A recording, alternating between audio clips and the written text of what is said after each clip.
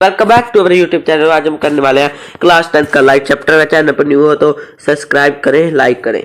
So light क्या है? Light is a wave and particle. So light always straight line में travel करती है, स्ट्रेट लाइन में, straight line, always straight line, कभी ऐसा पाथ नहीं, straight line straight line straight line.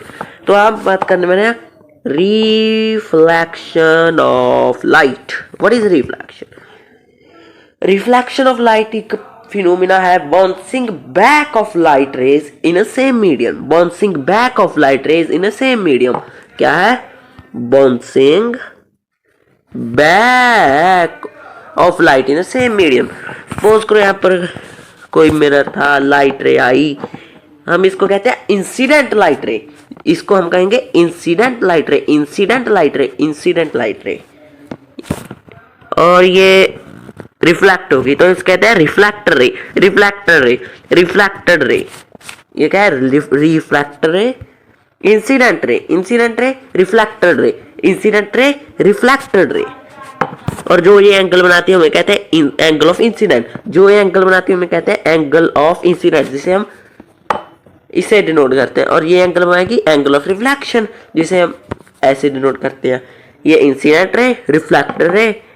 और लॉज ऑफ रिफ्लेक्शन का पहला लॉ कहता है कि angle of incidence is equal to angle of reflection.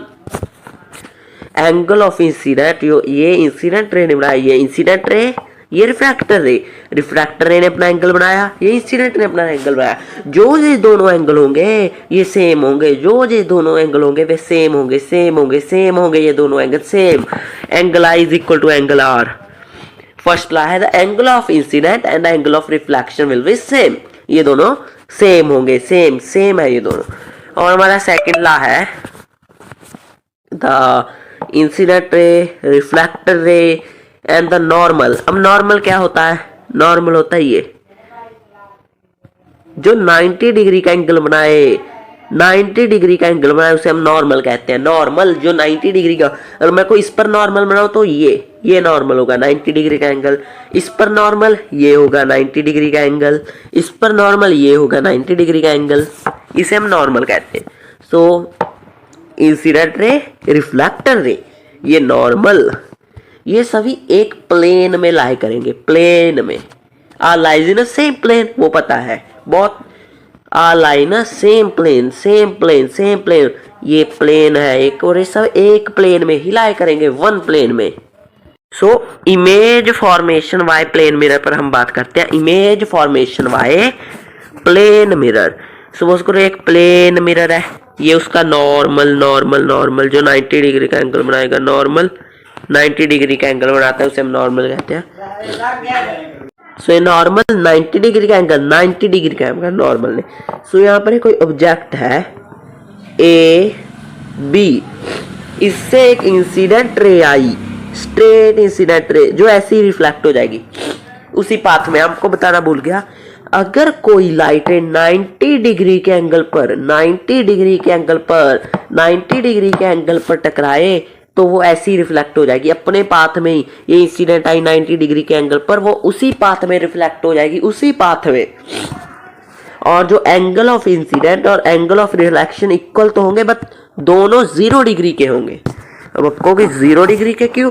इन्होंने तो यहाँ पर 90 डिग्री बनाया। नहीं, एंगल ऑफ रिफ्लेक्शन और एंगल ऑफ इंसिडेंट एक, अब ऐसे ही एक लाइन ही बन गए, एक लाइन। एंगल ऑफ इंसिडेंट आया, एंगल ऑफ रिफ्लेक्शन, सब एक कोइंसिडेंट रे बन गई, और कोइंसिडेंट रे 0 एंगल है।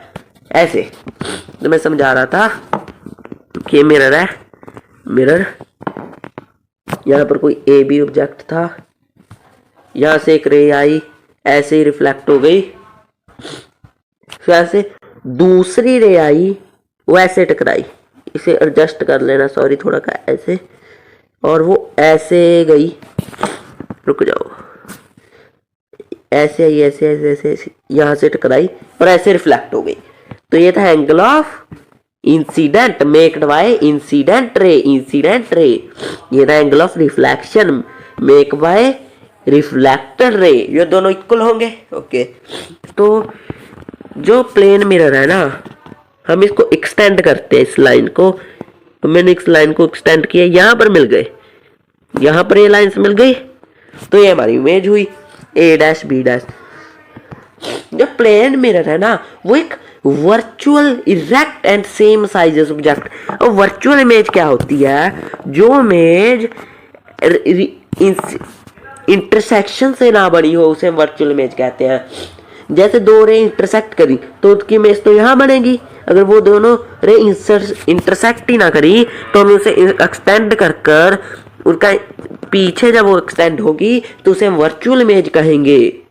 उसे हम वर्चुअल इमेज कहेंगे। सो एक प्लेन मिरर वर्चुअल इमेज बनाता है और वर्चुअल के साथ हमेशा इरेक्ट आता है। सेम साइज एज ऑब्जेक्ट, जो उसकी इमेज होगी वो सेम साइज एज ऑब्जेक्ट होगी। ओके। और एक होता है लेटरल इन्वर्जन। लेटरल इन्वर्जन, इसका क्या मतलब है? इसका मतलब है, सपोज करो आप मिरर के सामने हो, आपने अपना लेफ्ट हैंड ऊपर किया, आपने अपना लेफ्ट हैंड ऊपर किया तो वहां पर आपका राइट हैंड अप होगा। राइट हैंड आप देखना मिरर के सामने, जब आप अपना लेफ्ट हैंड ऊपर करोगे मिरर में आपका राइट हैंड ऊपर होगा, इसे हम कहते हैं लेटरल इन्वर्जन। अगर अपना राइट हैंड ऊपर करोगे तो वहां पर लेफ्ट होगा। तो ये होता है लेटरल इन्वर्जन। बिल्कुल सिंपल सा टॉपिक था। बात करते हैं अब स्पेरिकल मिरर पर, हम बात करते हैं स्पेरिकल मिरर्स पर। स्पेरिकल मिरर्स पर हम बात करते हैं। सो a spherical mirror whose reflecting surface is curved inwards is called concave mirror। ये concave mirror होता है जिसका रिफ्लेक्टिव सरफेस curved inwards होता है, curved inwards होता है, curved inwards। इसे हम कहते हैं concave mirror। और जिसका curved outward हो उसे हम कहते हैं convex mirror। इसकी पॉलिश यहाँ होती है, इसकी ये होता है concave, ये होता है कन्वेक्स। सॉरी, इसकी पॉलिश अंदर होती है, अंदर होती है इसकी पॉलिश। और ये होता है कनकेव मिरर जिसका रिफ्लेक्टिव सरफेस कर्व्ड इनवर्ड्स हो, उसे हम कहते हैं कनकेव मिरर। और जिसका कर्व्ड आउटवर्ड्स हो उसे हम कहते हैं कन्वेक्स मिरर। देखो जो लाइट रे आएगी यहीं से तो रिफ्लेक्ट होगी, ये तो पॉलिश सरफेस है, यहाँ से रिफ्लेक्ट नहीं होगी, और इसकी यहाँ से रिफ्लेक्ट होगी अंदर से, तो इसकी रिफ्लेक्ट होने वाली। Curved outwards convex, curved inwards concave. So ये था हमारा कनकेव और कन्वेक्स मिरर। सो हम बात करने वाले हैं कुछ की टर्म्स के बारे में बात करते हैं।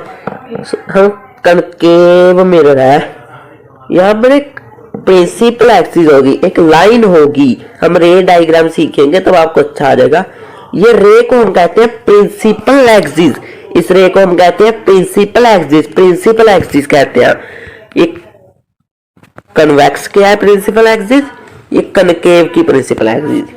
एक से कहते हैं principal axis, a line passing through, इसे हम कहते हैं प्रिंसिपल एक्सिस। और यहाँ पे हर एक मिरर का एक फोकस होता है, फोकस। सपोज करो मैं आपको अब रे डायग्राम के समझाने वाला हूँ। एक के मिरर पर जब लाइट रे पैरेलल आती है ना, तो वो लाइट रे को कन्वर्ज करता है। कन्वर्ज एक पॉइंट पर कन्वर्ज करता है, एक पॉइंट पर कन्वर्ज करता है। यहाँ पर एक पॉइंट पर कन्वर्ज करेगा, उसको हम कहते हैं फोकस। हम उसे एफ से डिनोट करते हैं।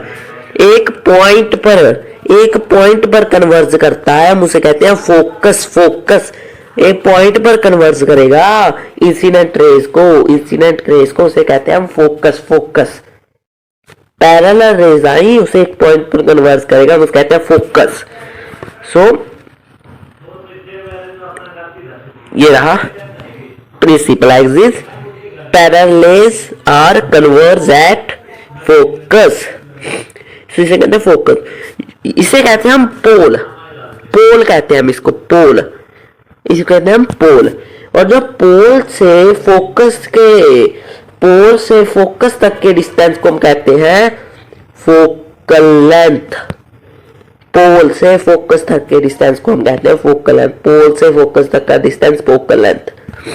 और एक फोकल लेंथ का ट्वाइस होता है centre of curvature. Centre of curvature होता है, और इस सेंटर ऑफ कर्वेचर को 2f होता है। ये फोकल लेंथ का डबल, ये फोकल लेंथ का डबल होता है, फोकल लेंथ का डबल। रेडियस ऑफ कर्वेचर भी हम कहते हैं फोकल लेंथ का डबल होता है। से फोकल लेंथ का हम इसे रेडियस ऑफ कर्वेचर कहते हैं, इसके डिस्टेंस को फोकल लेंथ का डबल होता है जब फोकल लेंथ इसका हाफ होती है, फोकल लेंथ इसका हाफ होती है। सो हमने सीखा एक कनकेव मिरर, प्रिंसिपल एक्सिस, पोल, पैरेलल आई वो एक पॉइंट पर कन्वर्ज होंगी, उसे हम कहते हैं फोकस। पोल से फोकस तक की दूरी को हम कहते हैं फोकल लेंथ। और यहाँ पर एक इसके जितना यहाँ पर एक सेंटर ऑफ कर्वेचर होता है, और इसकी दूरी को कहते हैं हम रेडियस, जो कि 2f के बराबर होती है। हमने ये सीखा। सो अब कन्वेक्स की बात कर लेते हैं। अब एक कन्वेक्स मिरर है, कन्वेक्स मिरर, इसका प्रिंसिपल एक्सिस, इसका पोल, इस पर पैरेलल रेज आई तो वह उसको डाइवर्ज कर दी। अब ये डाइवर्ज हो चुकी है, अब इमेज तो बनने नहीं वाली, हम इसको एक्सटेंड करेंगे तो यहाँ पर एक इमेज बनेगी, वो भी फोकस पर ही बनेगी, सेम उसके जैसे। ये से हम फोकल लेंथ कहेंगे, तो यहाँ पर सेंटर ऑफ कर्वेचर होगा, इसे हम r से, और जो r होता है 2f होता है।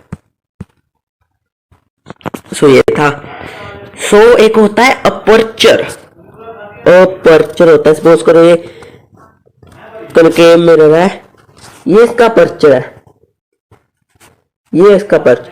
ये बस ऐसा देखता है कि इस पर जितना बड़ा अपर्चर होगा उतना बड़ा इसका रिफ्लेक्टिंग सरफेस होगा, जितना कम अपर्चर उतना कम रिफ्लेक्टिंग सरफेस। बस ये होता है अपर्चर, है कोई बड़ा टॉपिक नहीं है। अब हम करेंगे रूल्स या लॉज ऑफ रिफ्लेक्शन। कैसे स्पेरिकल मिरर्स के हम रे डायग्राम्स बनाएंगे, रे डायग्राम्स के लॉज देखने वाले हैं हम। एक कनकेव मिरर, प्रिंसिपल एक्सिस, पोल, और पहला लॉ हमें कहता है अगर कोई रे कनकेव या कन्वेक्स के पैरेलल आएगी, प्रिंसिपल एक्सिस के पैरेलल, तो वो फोकस से पास कर जाएगी।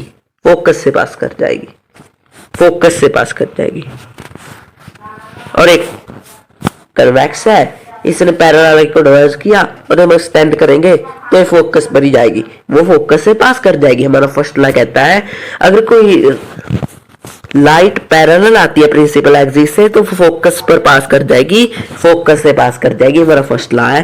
तुम्हारा सेकंड लॉ कहता है सपोज करो एक कन्वेक्स मिरर है, कनकेव, प्रिंसिपल, और जो रेज फोकस से जाएगी वो पैरेलल हो जाएगी, जो रेज फोकस से जाएगी वो प्रिंसिपल एक्सिस के पैरेलल हो जाएगी, जो रेज फोकस से जाएगी वो प्रिंसिपल एक्सिस के पैरेलल होगी। जस्ट उसका उल्टा है ये, जो रे फोकस से जाएगी वो प्रिंसिपल एक्सिस के पैरेलल हो जाएगी।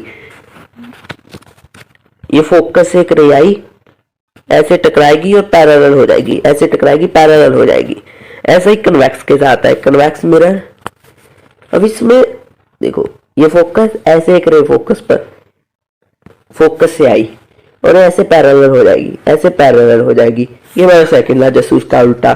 तो हमारा थर्ड लॉ है अगर कोई रे centre of curvature is double of focal length, centre of curvature से जाती है तो वह ऐसे सेंटर ऑफ कर्वेचर से, तो वो उसी पार्ट में वो सेम लाइन में ही रिफ्लेक्ट हो जाएगी। कोइंसिडेंट रे सेम लाइन में ही रिफ्लेक्ट हो जाएगी, सेम पाथ में ही रिफ्लेक्ट हो जाएगी। ऐसे ही कन्वेक्स मिरर के साथ होगा, convex mirror, centre of curvature, ये रे आई, एक्सटेंड करेंगे तो एक सेंटर ऑफ कर्वेचर पर जाएगी, सेम पाथ में चली जाएगी। बस ये था हमारा फोर्थ लॉ है अगर कोई रे पोल पर टकराती है,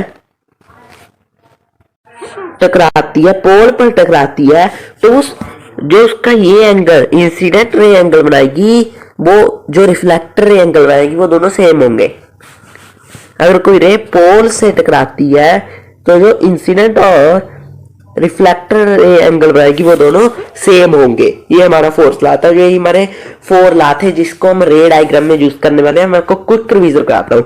फर्स्ट लॉ है, अगर कोई रे पैरेलल आई तो फोकस से जाएगी, अगर कोई रे फोकस से जा रही है तो पैरेलल हो जाएगी, अगर कोई रे सेंटर ऑफ कर्वेचर से जा रही है तो वो उसी पाथ में चली जाएगी। और फोर्थ लॉ, अगर कोई रे पोल पर टकराती है तो angle of incident and angle of reflection same होगा।